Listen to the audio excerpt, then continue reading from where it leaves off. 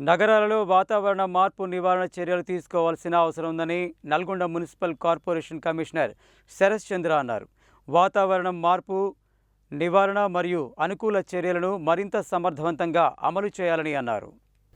కేరళ రాష్ట్రం తిరువనంతపురంలోని మస్కట్ స్క్వేర్లో నిర్వహించిన ఒకరోజు కార్యశాలలో మున్సిపల్ అధికారులు పాల్గొన్నారు. సిటీస్ 2.0 కార్యక్రమంలో భాగంగా నిర్వహించిన ఈ కార్యశాలలో 6 రాష్ట్రాలకు చెందిన మున్సిపల్ కార్పొరేషన్ కమిషనర్లు పాల్గొని తమ తమ నగరాలలో అమలు చేస్తున్న వాతావరణ మార్పు నివారణ చర్యలు మరియు అనుకూల చర్యలతో పాటు వాటి అమలులో ఎదుర్కొంటున్న సవాళ్లపై చర్చించారు. అంతేకాకుండా డేటా ఆధారిత ప్రణాళికలు రూపొందించడం, రాష్ట్ర మరియు నగర స్థాయిలో సామర్థ్యాభివృద్ధి కార్యక్రమాలు చేపట్టడం ద్వారా వాతావరణ పరిపాలనా వ్యవస్థలను మరింత బలోపేతం చేయడం ముఖ్య లక్ష్యంగా ఈ కార్యశాలను ఏర్పాటు చేశారు. దీనివల్ల పరిపాలకులు సమగ్ర సమాచారంతో నిర్ణయాలు తీసుకునే అవకాశం కలుగుతుంది.